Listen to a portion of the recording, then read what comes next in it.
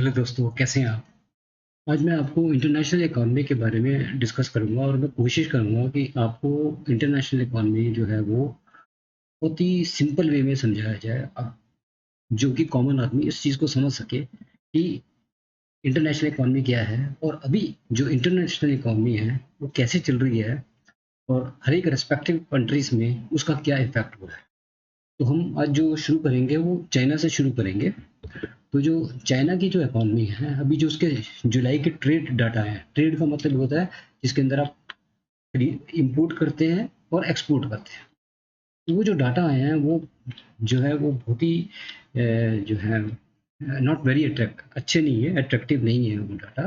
तो उनका ये कहना है कि जो इनकी जो इंपोर्ट है वो ड्रॉप हुई है 12.4% इन जुलाई में, year on year basis. Year on year basis का मतलब ये होता है कि जो पिछले साल इंपोर्ट थी और इस साल की जो इंपोर्ट है जुलाई के महीने में, जो पिछले साल जुलाई के महीने में थी, जो इस साल के जुलाई के महीने में है, वो 12.4% से कम है। अब इसका रीज़न क्या है वो हम आगे बताएंगे। दूसरा क्या है कि जो जो फोरकास्ट करा गया था, रॉटर ने जो फोरकास्ट करा गया था, जो जून के महीने में, वो कम हुआ था 6.8% से। और उधर ये तो है इंपोर्ट की बात। दूसरा जो एक्सपोर्ट है, एक्सपोर्ट भी कम हुआ। जो एक्सपोर्ट है वो 14.5% से नीचे गया है ईयर ऑन बेसिस पे, पिछले साल जुलाई में से। ये कम हुआ है कितना, 14.5% से। एक्सपेक्टेड तो वैसे 12.5% था, लेकिन 14.5% से कम हुआ है। पिछले महीने में भी कम हुआ था, वो 12.4% से कम हुआ था। जो जो पेस है एक्सपोर्ट डिक्लाइन की, इट्स फास्टर, ये फास्टेस्ट है जो जुलाई के महीने में। इससे पहले जितनी भी थी वो कम हुई थी। तो चाइना जैसे देश के अंदर, जो कि एक कंट्री है जो एंटायर वर्ल्ड के अंदर सप्लाई करता है, और सब लोग जो हैं चाइना के साथ जो हैं अटैच्ड हैं, वो लोग इंपोर्ट करते हैं चाइना के साथ। तो चाइना की एक्सपोर्ट डिक्लाइन जो है वो एक बड़ा मेजर फैक्टर है। तो China economy is growing at a sluggish pace in the second quarter, as the demand जो है वो कम हुई है। और जो डिमांड कम हुई है वो इंटरनल भी कम हुई है, और अब्रॉड यानी एक्सपोर्ट की डिमांड भी कम हुई है। इंटरनल मतलब ये कि जो चाइनीज, लोकल चाइनीज लोग हैं, उन्होंने, उनकी भी डिमांड कम हो गई है। वो मैं आगे बताऊंगा क्यों कम हो गई है और क्या कारण है कि उन लोगों ने अपने जो जो परचेजेस है, वो बाइंग है, वो बहुत ज़्यादा कम कर दी गई है। क्या फैक्टर है उसके ऊपर, चलो हम अभी बात कर लेते हैं उसके ऊपर। रीज़न ये है कि जो जिस तरीके से चाइनीज़ इकॉनमी चल रही है, कोविड से अगर हम स्टार्ट करें तो उस टाइम पे ज़ीरो कोविड में था कि कोई प्रोडक्शन हो ही नहीं रही थी, सारी फैक्ट्रीज बंद कर दी गई थी। और जो आम आदमी था वो अपने जो भी उसके पास पैसे बचे थे उससे काम चला रहा था, और इतनी ज़्यादा हेल्प गवर्नमेंट से नहीं मिल रही थी। और अब लोगों को ये समझ में आ गया है कि अपनी सेविंग बहुत ज़रूरी है, इसलिए वो अपने ज़्यादा से ज़्यादा पैसा जो है बैंक के अंदर जमा कर रहा है। ठीक है ना? ये मैं जरा आउट ऑफ द वे जा रहा हूँ, जो एक्सपोर्ट इंपोर्ट की बात कर रहे थे उससे थोड़ा सा अलग जा रहा हूँ। और वो अपना पैसा जमा करा रहे हैं बैंक के अंदर, कि हमारा पैसा वहाँ पे सेफ रहेगा, इमरजेंसी में ये पैसा हमारे काम आएगा। उधर जो है जो फाइनेंशियल पोजीशन है चाइना चाइना की, वो बहुत ख़राब हो गई है, इन द सेंस कि डेट्स बहुत ज़्यादा हो गए हैं। इतने ज़्यादा डेट्स हो गए हैं कि उसको सँभालना बहुत मुश्किल हो गया है। वो डेट्स की बात हम थोड़ा-सा आगे कर लेंगे, मैं ब्रॉडली आपको बता देता हूँ। और जो जीडीपी है उससे भी ज़्यादा डेट्स हो गए हैं चाइना के, इन ट्रिलियन डॉलर्स में डेट्स हो गए हैं। मेजर रीज़न है कि जो रियल एस्टेट है वो बुरी तरीके से फेल हुई है। जैसे एवरग्रैंड है, उसने ओवर इन्वेस्टमेंट कर दिया था, बहुत ज़्यादा उसने वहाँ पे कंस्ट्रक्शन कर दी थी, जो कि आज खंडर पड़े हुए हैं, कोई खाली पड़ी हुई है। इतनी ऊंची ऊंची मंजिलें जो बिल्डिंगें हैं वो खाली पड़ी हैं, उसके बायर ही नहीं है। बायर क्यों नहीं है? बायर के पास पैसा ही नहीं है, पैसा नहीं है इसलिए वो बाय नहीं कर रहे हैं। अब उसकी वजह से उनका ट्रिलियन डॉलर के डेट्स हो गए हैं, वो पे नहीं कर पा रहे हैं, और वो बैंक हो गए, एक तरीके से आप समझ लीजिए ऑलमोस्ट बैंक हो गए हैं। उसको गवर्नमेंट ने बहुत संभालने की कोशिश करी, एवरग्रैंड जो है वो आप समझ लीजिए बैंक हो चुका है। और ऐसे कई कंपनियां चाइनीज की जिनके साथ ये डेट ट्रैप में आ गए हैं, उनकी जो पोजीशन है वो बहुत खराब हुई है।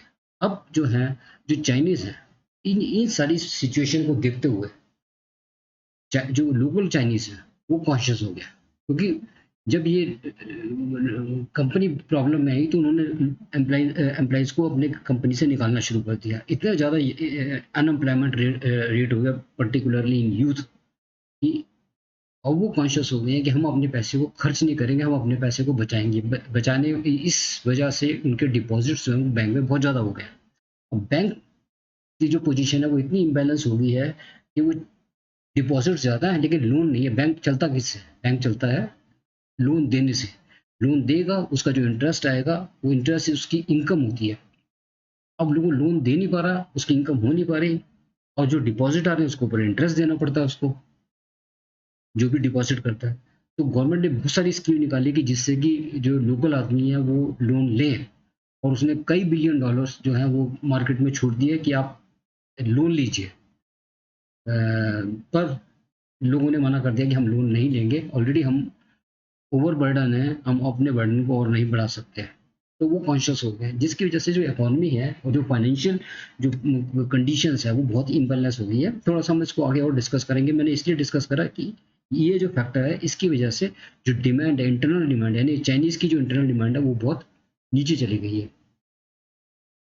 अब जो एक्सपोर्ट की डिमांड है, क्योंकि ओवरऑल जो वर्ल्ड वाइड जैसे मैंने आपको बताया कि जो डिमांड है वो कम होती जा रही है, इसलिए चाइनीज प्रोडक्ट की जो है वो एक्सपोर्ट कम हो रही है। एक्सपोर्ट कम होने का मतलब ये है कि उसकी जो ट्रेड कम होने का मतलब ये है कि उसकी इकोनॉमी के ऊपर डायरेक्ट इफेक्ट डालना, उसकी जीडीपी पे इफेक्ट डालना। तो उसकी जो जो पोजीशन है, फाइनेंशियल पोजीशन है ओवरऑल चाइना की, वो बहुत ज़्यादा खराब हो गई है। फॉर एग्जाम्पल जो चाइना की जो इम्पोर्ट है, अब जैसे उन्होंने जो ऑयल देखा जाए तो उन्होंने इम्पोर्ट उन्होंने ज़्यादा करा है जुलाई के महीने में as compared to the July month of last year. लेकिन प्राइसेस कम हो गई हैं, तो प्राइसेस कम होने की वजह से जो है इम्पोर्ट कॉस्ट कम हो गई है। सिमिलरली वही इफेक्ट जो है एक्सपोर्ट के ऊपर भी पड़ा है, तो उस एक्सपोर्ट की कॉस्ट भी कम हो गई है।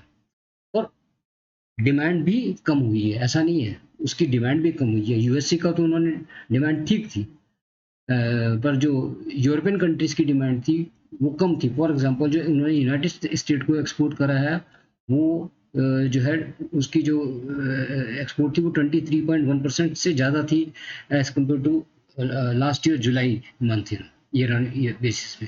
पर यूरोपियन कंट्री में इसकी जो एक्सपोर्ट डिमांड थी वो कम हो गई थी, कितने से 20.6% से कम हो गई थी। इसी तरीके से साउथ ईस्ट कंट्रीज के अंदर भी उसकी डिमांड कम हो गई थी। उधर जो साउथ कोरिया जो चाइना को इम्पोर्ट एक्सपोर्ट करता है, यानी जो इम्पोर्ट करता था चाइना, वो 20.5 जो 25.1% से कम हो गई जुलाई के महीने में as compared to the last last year. तो जो जैसे मैंने आपको बताया कि चाइना बड़ी कोशिश कर रहा है कि किसी तरीके से उसकी इंटरनल डिमांड जो है एटलीस्ट वो तो इंक्रीज हो। तो बहुत कुछ इनकरेज कर रहा है लोकल पीपल को कि to go and buy the things, particularly purchase as thing on loan, but the people are not very keen, और मतलब 100% तो नहीं, मतलब आप समझ लीजिए एक बड़ी सिग्निफिकेंट परसेंटेज में चाइनीज ने मना कर दिया है कि हम लोन पे कोई भी चीज़ नहीं खरीदेंगे, बल्कि हम खरीदेंगे नहीं, we will keep our money safe in bank as a deposit.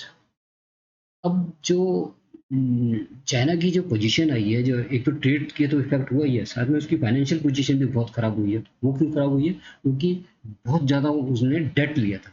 ज़्यादा डेट डेट क्यों लिया जाता है? अगर डेट को आप असेट्स में लगाओ और वो असेट आपको रिटर्न देती है, तब तो वो डेट जो है एसेट बन जाते हैं। लेकिन डेट को अगर एसेट में लगा के रिटर्न नहीं मिल रही तो डेट जो है वो एक तरीके से प्रॉब्लम बन जाता है। सो वही चाइना के साथ हुआ है। चाइना ने ओवर इन्वेस्टमेंट कर दी, पर्टिकुलरली अगर हम एग्जांपल लें रियल एस्टेट का, तो रियल एस्टेट में जो एवरग्रैंड है वो बिगेस्ट रियल एस्टेट है इन चाइना, और उसने बहुत ज़्यादा ओवर इन्वेस्टमेंट कर दी इन इन लैंड में, कर दी। और फिर जो जो उसने कंस्ट्रक्शन करी थी, बिल्डिंग्स करी थी, वो ह्यूज बिल्डिंग्स बना दी उसने। अब उसके जो जो land and real estate projects हैं वो 22 सिटीज़ में, इंक्लूडिंग गैंगजू, ताइंजीन, शेनजियान, वुहान जहाँ से कि वायरस आया था, कुनमिंग, चेंगडू, चोंगिन, निंजिंग, जेंजू। जेंजू जो है इंडस्ट्रियल एरिया भी है। लियोंग, चांगशा, ननिंग, जियांग, ताइनून, जियांग। इन ये चाइना की जो मेजर सिटीज़ हैं, यहाँ पे इसने बहुत ज़्यादा इन्वेस्टमेंट कर दी थी। और उस इन्वेस्टमेंट का ये हुआ हाल कि बहुत ज़्यादा ओवर इन्वेस्टमेंट हो गई, ठीक है ना। अब जो ये था, जो मैंने एवरग्रांड की बात कर रहा था, ये पता चला इसकी जो टोटल डेट्स है वो ट्रिलियन ट्रिलियन डॉलर में, 2.437 ट्रिलियन डॉलर के, ट्रिलियन यून के इसके, अगर डॉलर टर्म्स में देखे जाए तो 340 बिलियन डॉलर के उसके डेट्स हैं at the end of the last years, और which is the 2% of the Chinese GDP. और जो ये डेट्स हैं, जो एज द अब रिटर्न नहीं आ रही थी, तो डेट को ऑनर नहीं कर पा रहा था। जब डेट्स को ऑनर नहीं कर पाएगा तो बैंक करप्ट हो जाएगा। और एवरग्रांड जो है उसकी ट्रिलियन डॉलर की जो है टर्नओवर होती थी, तो वो जो है वो now it's in a very big problem. और उसकी जो एसेट्स जो हैं वो 256 बिलियन डॉलर के हैं, उसके अगेंस्ट में जो लोन है वो 340 बिलियन डॉलर का है। तो हालत जो है वो, it means that he is insolvent, ठीक है ना। और उसमें काफ़ी सारे लोगों को निकाल दिया पड़ा है, अराउंड 17% लोगों को निकाल दिया, 1,02,000 लोगों को उसने ऑलरेडी निकाल दिया है। तो ऐसे एवरग्रांड इज द एग्जाम्पल। ऐसे बहुत सारी चाइना में कंपनी है जो कि बैंक करप्ट हो गई, इंसॉल्वेंट हो गई हैं, डिफॉल्टेड हो गई हैं, और उसको चाइना ने बहुत कोशिश करा कि कुछ पैसा दे के इसको ठीक करा जाए, लेकिन वो ठीक नहीं हो सकती क्योंकि कोई बायर ही नहीं है। जो भी उसने बना के रख दिया आपने, जिसको वो एसेट बोल रहा है, वो लायबिलिटी बन गई है। तो जेपी मॉर्गन ये कहता है कि 282% of the countries annual economy जो है output compare with the average 256% in development economy in United States. The increase in China debts में है more than the double as compared with the size of the company. जैसे मैंने अभी आपको एवरग्रांड का example बताया, ऐसे ही उन्होंने बताया जो इंक्रीज, जो चाइना के टोटल डेट्स जो हो गए हैं, वो जो कंपनी के एसेट है, जो साइज ऑफ द कंपनी का मतलब जो कंपनी का एसेट है उससे ज़्यादा डेट्स हो गए, डबल हो गए। तो bank should have lend to money to the poor household and region at home, not at abroad, Accepting heavy losses on these loans would very unpopular within the China. अब इन्होंने जो loan दिया था वो government agencies को दिया था, local bodies को दिया था, रियल इस्टेट्स को दिया था, बैंकर्स की बात करूँ, चाइना के बैंक ने, अब वो उसको रीपे ही कर पा रहे हैं।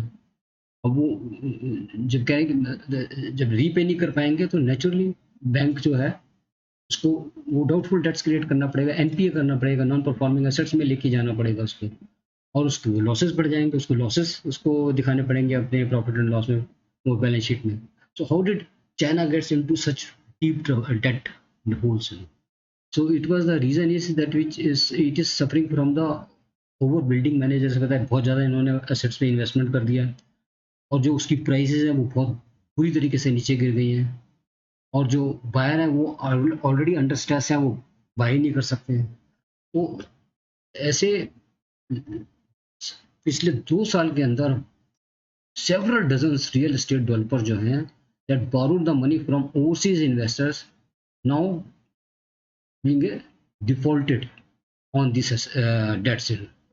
Several dozen real estate की बात कर रहा हूँ, तो ऊपर मैंने एवरग्रांड का एग्जांपल दिया था। तो आप देखो डेट्स जो हैं चाइना के अंदर इतने ज़्यादा इंक्रीज हो गए हैं कि उनको रीपे नहीं कर पा रहे क्योंकि लिक्विडिटी नहीं है उनके पास। For the past decades, many cities and provinces set up special financing units that were lightly regulated and borrowed heavily. वो कौन से लोग थे जिन लोगों ने इतना सारा पैसा बोरो करा? Official use the money to cover the daily expenses. Daily expenses के भाई जो लोन लिया जाता है वो इस पर्पज के लिए लिया जाता है कि कोई एसेट बिल्ड करी जाए, उससे रिटर्न आए, उस रिटर्न से लोन को वापस करा जाए। अब उसको यूज किस लिए कर रहे हैं? डेली एक्सपेंसेस के लिए कर रहे हैं। या इंटरेस्ट उतारने में कर रहे हैं, जो लोन का इंटरेस्ट है उसको उतारने में कर रहे हैं, या construction of road, bridges, public park and other infrastructures that will also not generate any income, क्योंकि ये जो चीज़ें इंफ्रास्ट्रक्चर खड़ा करा जाता है, ये लोगों से जो टैक्सेस लिया जाता है उस पैसे से ये खड़ा करा जाता है। तो real estate and government debts problems overlap. The main source of revenue for a locality came is from the sale of developers for a long-term lease assets, like land or the property which they have built, but there is no buyer for these things. So these are the major factors where the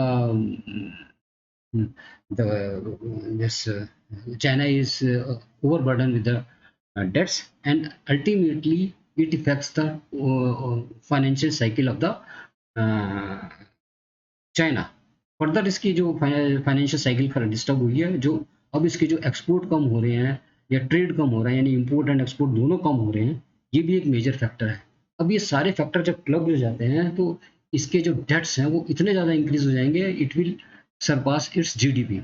तो it will then it when it surpass to GDP, then it's become very difficult to run the country, because और extra debt to outsider देने वाला है नहीं, क्योंकि ये तो risk वाली पोजीशन के अंदर आ गया ना चाइना।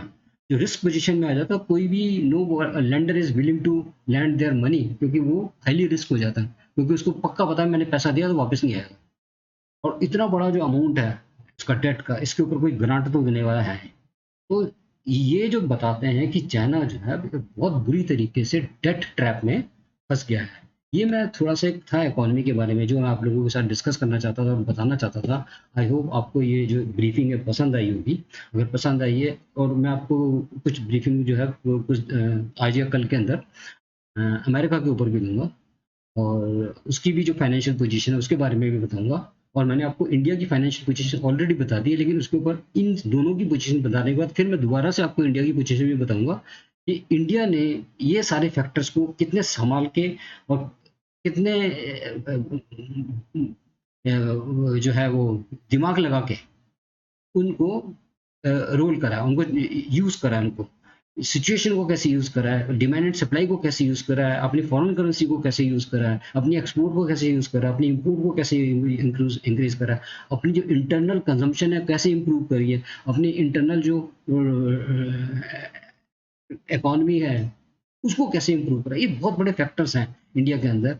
वो कंपेयर करने वाली बात है, बहुत ज़रूरी है कि इंडिया की इकोनॉमी जो है as compared to the other countries economy क्यों ठीक अभी भी चल रही है। ये जो है एक बहुत सरप्राइजिंग फैक्टर है, और सारे जो इकोनॉमिस्ट हैं अक्रॉस द वर्ल्ड जो है वो इंडियन इकोनॉमी को स्टडी कर रहे हैं, और वो एक केस स्टडी बन गया इंडियन इकोनॉमी। इंडियन इकोनॉमी जबकि सारे कंट्रीज रिसेशन में जा रहे हैं, और इंडियन इकोनॉमी जो है अभी भी वर्ल्ड की फास्टेस्ट ग्रोइंग मार्केट है, वो क्यों है, एक केस स्टडी बन गया। इसके ऊपर हम बाद में अगली बार डिस्कस करेंगे। आई होप ये आपको डिस्कशन अच्छी लगी होगी। I request you to kindly like my channel, subscribe my channel, and please press the bell icon button. Thank you for watching my channel.